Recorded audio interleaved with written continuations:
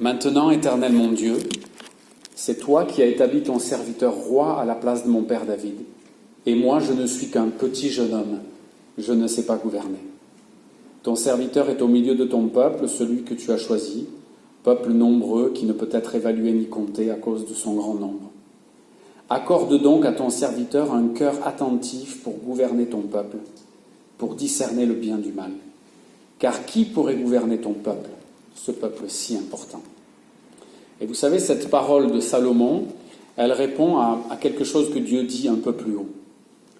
Au verset 5, l'Éternel apparut en songe à Salomon pendant la nuit. Dieu lui dit, « Demande ce que tu veux que je te donne. » Salomon répondit, « Tu as usé d'une grande bienveillance à l'égard de ton serviteur David, mon père, etc. » Je ne sais pas si vous avez réalisé en fait ce qui se passe dans ce récit. Et je ne sais pas si vous avez des fois, si vous vous êtes imaginé à la place de Salomon, si vous avez rêvé en vous disant « Mais j'aimerais être à la place de Salomon et que Dieu me dise « Demande ce que tu veux que je te donne. » C'est incroyable. Vous savez, ça fait penser au génie de la lampe. On a 3 vœux et il faut qu'on choisisse les 3 vœux et on n'en a que 3. Ici, en fait, Dieu dit à Salomon « Demande ce que tu veux que je te donne. » Et je te le donnerai.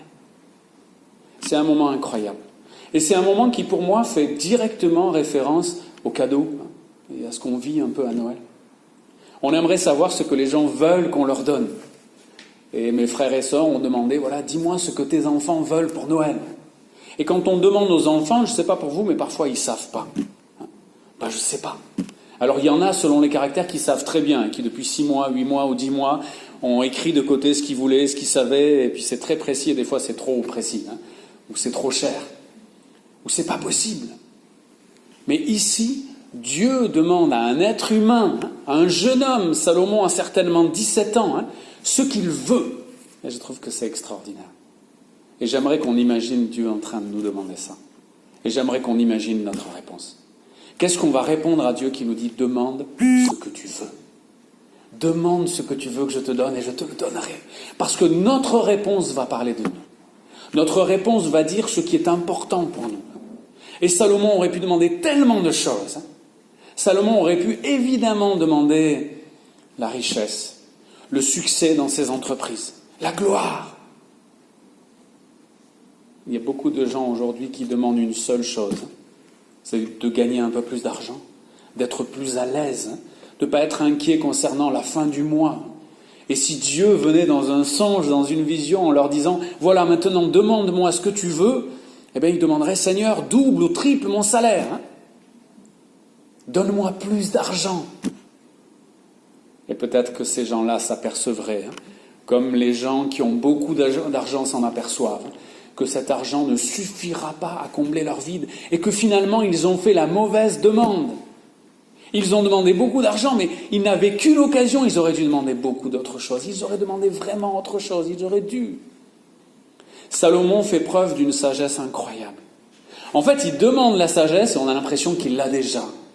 Salomon dit, Seigneur, s'il te plaît, aide-moi, donne-moi un cœur attentif, un cœur qui écoute pour que je puisse gouverner mon peuple.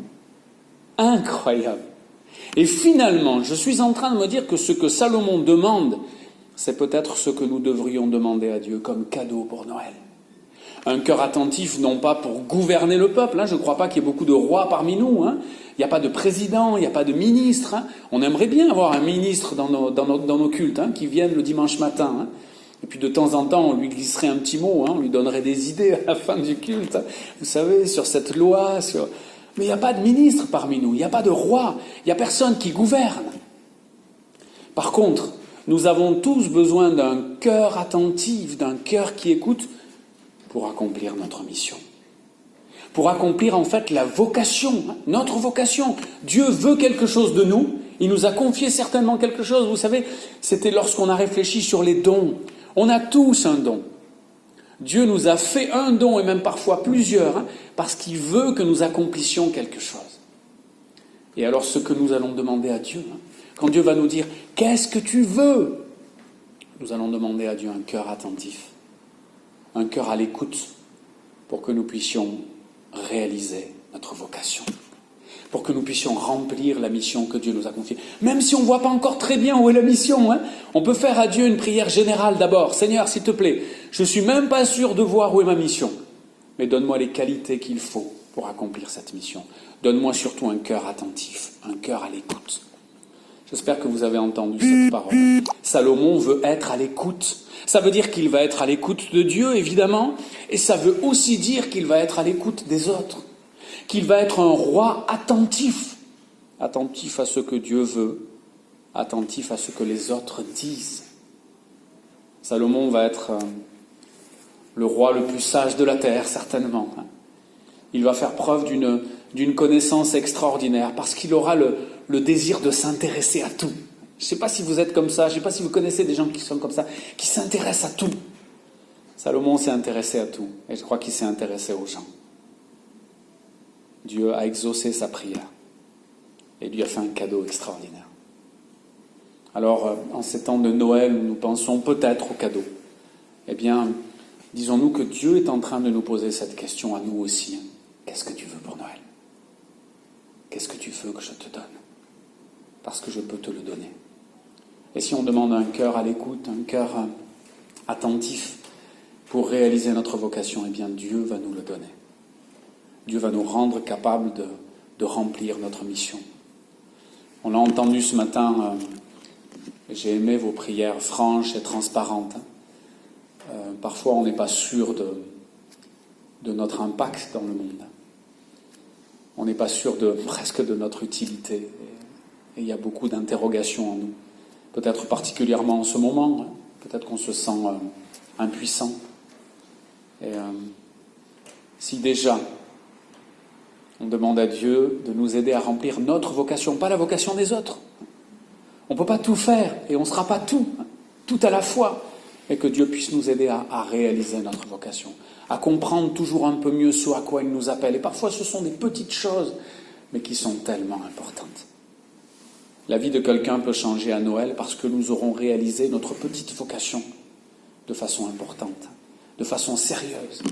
Alors n'oublions pas ce moment où Dieu dit à Salomon, demande ce que tu veux que je te donne. Et où Salomon répond, un cœur attentif, un cœur à l'écoute, pour que je puisse gouverner ton peuple, parce que sinon j'en serais incapable. Vous avez entendu l'humilité de Salomon qui dit, mais je suis qu'un jeune homme, je suis trop jeune pour ça, j'ai besoin de ton aide. Et je crois que la vie chrétienne commence bien quand on dit à Dieu, mais j'y arriverai pas, je suis rien. Peut-être que certains d'entre vous vont pas dire je suis un jeune homme ou je suis une jeune femme, mais ils vont dire Seigneur, je suis trop faible.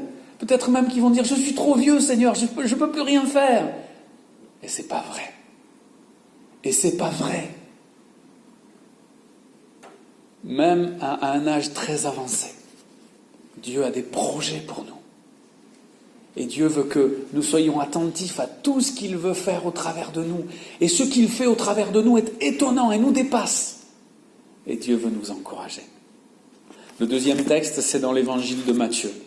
Et vous allez voir que la situation va se renverser. Dans le livre des rois, eh bien, c'était Dieu qui demandait « Qu'est-ce que tu veux comme cadeau à Salomon ?» Et dans l'évangile de Matthieu, on voit des gens en fait qui viennent offrir des cadeaux à Jésus. Et vous connaissez cette histoire.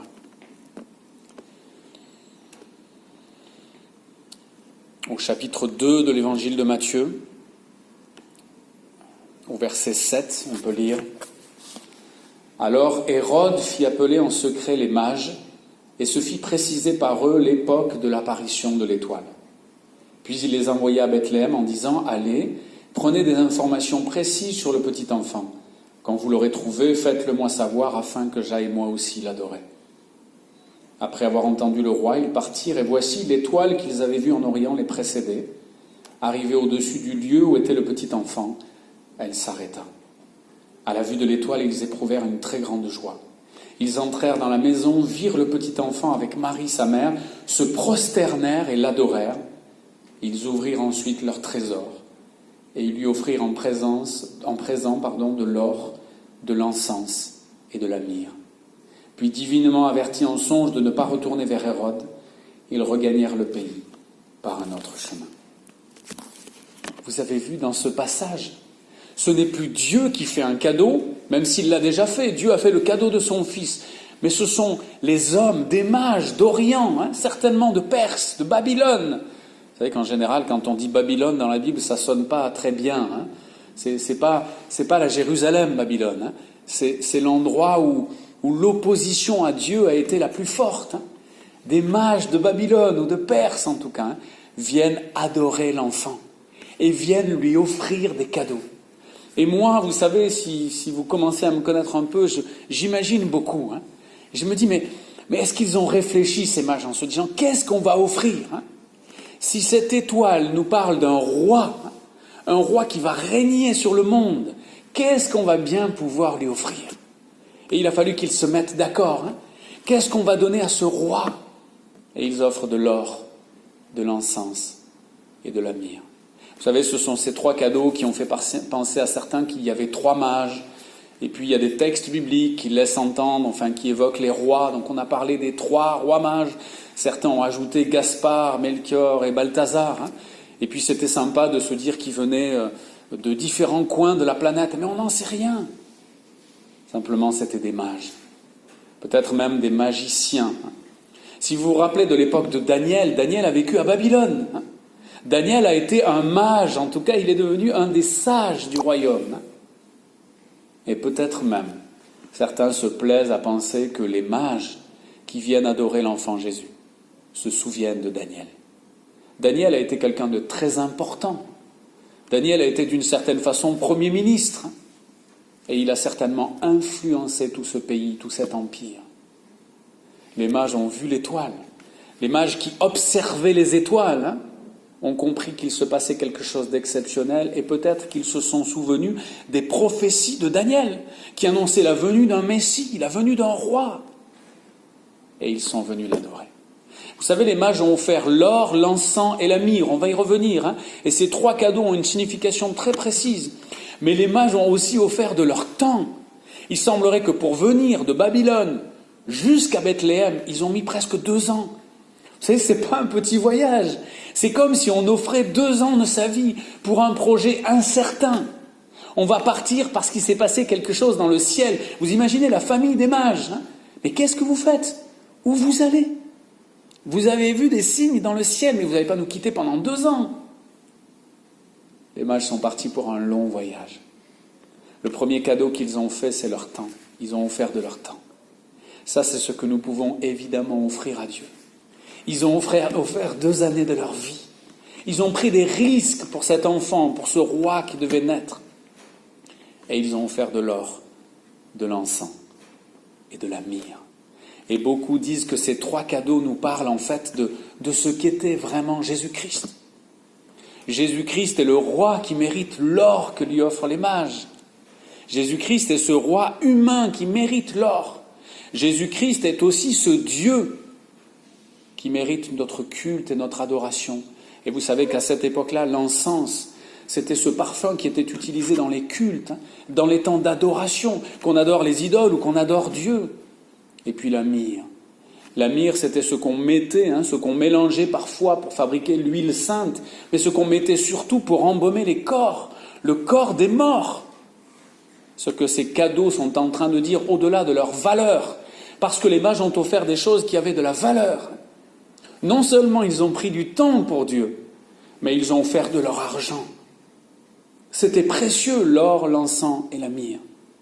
Mais ces 3 cadeaux disaient aussi beaucoup de choses sur Christ, qui est roi, prophète et prêtre. Ils disaient aussi beaucoup de choses sur ce Dieu qui est Père, Fils et Saint-Esprit. Tiens, 3 cadeaux, comme ce Dieu qui est 3 personnes. Et cette myrrhe nous parlait de ce moment où Jésus allait mourir sur la croix pour nos péchés. Vous comprenez que déjà dans ces cadeaux offerts à Jésus, eh bien, les mages étaient en train de nous parler de ce qu'était Jésus-Christ.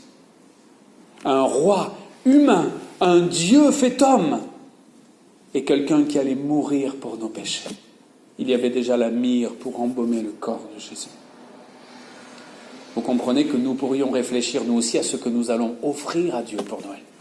Qu'est-ce que nous allons t'offrir, Seigneur? Qu'est-ce qu'on peut bien t'offrir? Toi, tu as tout. Qu'est-ce qu'on peut bien t'offrir? Et si nous offrions de notre temps? Et si nous acceptions parfois de donner du temps à Dieu, de donner une année spéciale, ou un mois spécial, ou une journée spéciale, au moins le dimanche, quand nous venons adorer le Seigneur le dimanche matin, alors que c'est peut-être notre seule matinée de repos, nous offrons au Seigneur un temps particulier. Et il aime cette offrande. Il aime ce cadeau. Voilà le cadeau que nous faisons régulièrement, peut-être même sans nous en rendre compte. Nous donnons de notre temps pour Dieu. Quand nous lisons notre Bible, quand nous prions, quand nous passons du temps avec nos frères et nos sœurs, nous offrons un cadeau au Seigneur, un cadeau qui lui est agréable. Et quand à la fin de ce culte, nous allons mettre quelque chose dans la corbeille, nous offrons aussi un cadeau à Dieu. Nous prenons un risque parce que parfois nous donnons même de notre nécessaire. Mais nous savons que Dieu est grand. Et nous sommes en train de lui offrir un cadeau. C'est le cadeau de nos vies. Et je voudrais terminer avec cet extrait d'une lettre de Paul, cette lettre que Paul écrit aux chrétiens de Rome, dans le chapitre 12, à partir du verset 1. Et vous comprendrez pourquoi je lis ce passage. Romains 12, verset 1. Je vous exhorte donc, frères, par les compassions de Dieu, à offrir vos corps comme un sacrifice vivant, saint, agréable à Dieu, ce qui sera de votre part un culte raisonnable. Voilà le cadeau que Dieu attend de nous. Offrir nos corps comme un culte raisonnable. Voilà le culte que nous devons à Dieu. Offrir nos corps. Et si vous me demandez ce que ça veut dire vraiment, eh bien on lit la suite. Ne vous conformez pas au monde présent, mais soyez transformés par le renouvellement de l'intelligence, afin que vous discerniez quelle est la volonté de Dieu, ce qui est bon, agréable et parfait. Voilà le cadeau que Dieu attend de nous. Offrir nos corps, offrir notre vie et demander à Dieu de renouveler notre intelligence pour que nous puissions ne pas nous conformer au monde, ne pas être touchés par la convoitise de la chair, la convoitise des yeux, l'orgueil dû aux richesses. Paul va parler de tout ça dans sa lettre aux Romains. Vous savez, nous sommes jaloux, vous savez, parfois nous sommes trop ambitieux, parfois nous voulons ce que les autres ont simplement parce qu'ils l'ont et que nous ne l'avons pas. Et Dieu nous demande d'être délivrés de tout ça. Dieu nous demande d'offrir nos corps. Dieu nous demande d'accepter d'être dépouillés. Il y a des choses qui nous seront enlevées. Il y a des possessions qui nous seront enlevées par Dieu. Et nous allons l'accepter. Cela ne nous empêchera pas de dire notre incompréhension, de dire peut-être même parfois notre colère. On a parlé de rage ce matin. Nous pouvons dire notre rage à Dieu, comme les psalmistes l'ont fait régulièrement, et nous le lisons dans les psaumes. Il y a de la colère dans les psaumes, il y a du doute, il y a de l'incompréhension, mais dans chacun de ces psaumes étonnants, il y a toujours aussi un moment de confession et de reconnaissance. Comme s'il avait fallu plusieurs journées pour écrire le psaume. Et il y a une journée où c'était vraiment la colère, et puis soit à la fin de la journée, soit dans une autre journée. Ce moment, on dit, oui Seigneur, mais je reconnais que tu es le Tout-Puissant, que tu peux tout. Et je veux continuer à te faire confiance, malgré ma colère, malgré mes doutes, malgré mon trouble, malgré l'épreuve que je suis en train de traverser, même si je préférerais mourir. Et il y a beaucoup de croyants dans la Bible qui demandent la mort à Dieu, tellement leur souffrance est importante. On ne veut pas minimiser les souffrances des gens. Et vous savez, j'aimerais terminer là-dessus, mais j'aimerais que Dieu nous aide pendant cette période de Noël à être attentifs aux autres. Salomon a demandé un cœur attentif, un cœur à l'écoute pour gouverner. Que Dieu nous donne un cœur attentif à ceux qui sont autour de nous. Et j'aimerais aussi qu'on ne se juge pas pendant ces vacances de Noël. Je pense particulièrement à cette histoire des vaccins, des passes. Ces histoires sont en train de diviser le pays, évidemment. Et on entend de plus en plus que ces 6 millions qui ne sont pas vaccinés sont vraiment des monstres qui nous mettent dans une situation très difficile. Et je crois qu'il faut essayer de comprendre ces gens. Il faut essayer de les aimer. Même si on n'est pas d'accord. Même si on est convaincu qu'ils ont tort.